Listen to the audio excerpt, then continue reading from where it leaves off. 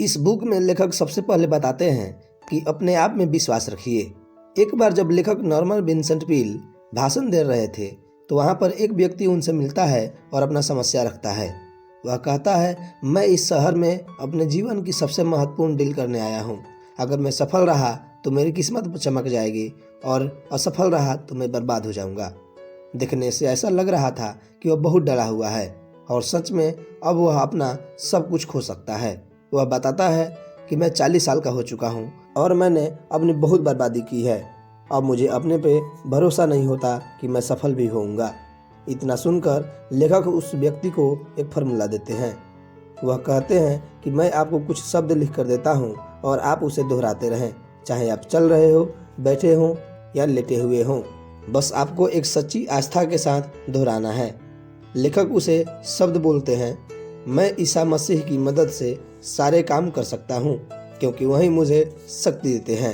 वह इन शब्दों को पढ़कर चुपचाप खड़ा रहा और कहा, ठीक है डॉक्टर। बाद में उसने बताया कि इस छोटे से फार्मूले ने सच में जादू किया। उसने कहा, विश्वास नहीं होता कि बाइबल के कुछ शब्द इतने कामगार हो सकते हैं। उसने इस लाइन को इतना दोहराया कि उसे खुद पर विश्वास होने लगा और कहीं न कहीं उसके सबकॉन्शियस माइंड ने उसे सफल बना ही दिया। पर इस बात को सबकॉन्शियस माइंड में बैठाने के लिए उसे इस लाइन पर भरोसा होना जरूरी था और आस्था का होना भी। आप यहाँ पर यह न समझे कि यह बाइबल की लाइन ही दोहरानी है। आप अपने धर्म के अकॉर्डिंग आस्था रख सकते हैं। आपने देखा कि कैसे एक लाइन जो धार्मिक किताब की है उसे पॉजिटिव सोचने पर और खुद पर भरोसा करने के लायक बना दी। इस बुक में दूसरी बात बताई गई है कि लगातार ऊर्जावान कैसे बना जाए। लेखक बताते हैं कि अक्सर थॉमस एल्वा एडिसन की पत्नी से वह महानतम दुनिया के आविष्कारकों और एडिसन की आदतें एवं गुणों के बारे में बात किया करते थे। एडिसन की वाइफ ने बताया कि एडिसन कई घंटों की मेहनत के बाद जब अपनी प्रयोगशाला से घर आते थे तो अपने पुराने बिस्तर पर लेट जाते थे। तत्काल वे किसी बच्चे की तरह स्वाभाविक रूप से गहरी और बाधा रहित नींद में सो जाते थे और जागने पर वह बहुत तरोताजा महसूस करते थे। इस पर लेखक ने कहा कि वे इतनी आसानी से कैसे फिर से ऊर्जा पा लेते हैं या रिचार्ज हो जाते हैं। तब उनकी पत्नी ने बताया कि वे पूरी तरह से प्रकृति और ईश्वर के सामंजस्य में जीते हैं। ऑथर बताते हैं कि ब्रह्मांड के साथ अद्भुत सामंजस्यपूर्ण संबंध के कारण वे लगातार ऊर्जावान महसूस करते हैं। लेखक एक दूसरा एग्जाम्पल देते हैं। एक बेसबॉल का प्लेयर जब थक जाता था तब अद्भुत तरीके से अपनी घटी हुई शक्ति को फिर से अर्जित करता था। वह एक लाइन दोहराता था, परंतु जो ईश्वर के सेवक हैं वो अपनी ताकत फिर से पा लेंगे। वे गरुड़ की तरह तेज गति से आसमान में उड़ेंगे और गिरेंगे नहीं। वे दौड़ेंगे पर रुकेंगे नहीं और वे चलेंगे पर कमजोर नहीं होंगे। यानी कि जैसा आप सोचते हैं आपका शरीर भी वैसा ही रिएक्शन देता है। आपने देखा कि कैसे यह प्लेयर इस धार्मिक लाइन से लगातार ऊर्जावान बना रहा। टॉपिक तीसरा, प्रार्थना की शक्ति आजमाइए। इस टॉपिक में लेखक बताते हैं कि इस फार्मूले में 3 कदम है। पहला है प्रार्थना करना, दूसरा तस्वीर देखना और तीसरा है तस्वीर को साकार करना। एक महिला एक पादरी के पास आती है और बताती है कि उसका हस्बैंड उससे दूर होता जा रहा है और उसका किसी दूसरी औरत से अफेयर है।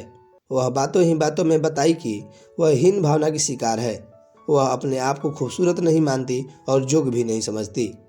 इस पर पादरी ने उसे कहा कि आज से तुमको अपने आप से बोलना है कि तुम जोग हो, खूबसूरत हो। पादरी ने उसे यह भी कहा कि सबसे बड़ा ब्यूटी पार्लर ईश्वर चलाता है, उसे चिंता की कोई बात नहीं।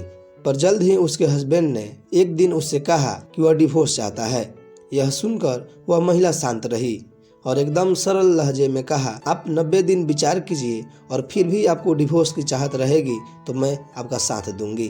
पादरी ने उसे दूसरा उपाय बताया कि वो उस वाक्य को रटते हुए अपने पति की एक ऐसी तस्वीर अपने पास रखे जो उसे सबसे ज्यादा प्यारी हो। महिला ने अपने हस्बैंड की कुर्सी पर बैठी एक तस्वीर देखती और वह लाइन दोहराते हुए और तस्वीर देखते हुए खो जाती थी। एक दिन उसका हस्बैंड सच में उस कुर्सी पर बैठे हुए उसे देख रहा था। फिर हस्बैंड उसे बाहर ले जाने के लिए बोलता है तो वह कहती है कि क्या आपको डिवोर्स लेना है क्योंकि आज 90 दिन पूरे हो गए हैं। इस पर हस्बैंड बोलता है नहीं और फिर वे लोग एक दूसरे के हो जाते हैं। यहाँ पर महिला द्वारा दोहराने वाली लाइन प्रार्थना थी। और तस्वीर को देखना उसके सपने की तरफ बढ़ाना था और बाद में वह सपना साकार हुआ। प्रार्थनाएं कैसे काम करती हैं, हमारा दिमाग कैसे उस चीज़ को पाने के लिए आपको आगे बढ़ाता है, इसके लिए आप power of your subconscious mind की वीडियो देख सकते हैं, जिसका लिंक यहाँ आई बटन पर भी दे दिया गया है और डिस्क्रिप्शन में भी।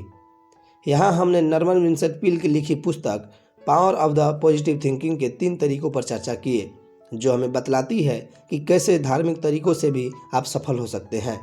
इस पुस्तक में बहुत सारे और भी तरीके बताए गए हैं, पर वीडियो ज़्यादा लंबी ना हो जाए इसलिए हमने केवल 3 ही तरीके देखे। बाकी आगे के तरीके किसी नेक्स्ट वीडियो में देखेंगे। आप एनर्जी हाउस चैनल से जुड़े रहें, इसे सब्सक्राइब करें और वीडियो को लाइक और शेयर करें और आप अपनी प्रतिक्रिया कमेंट सेक्शन में अवश्य दें। धन्यवाद।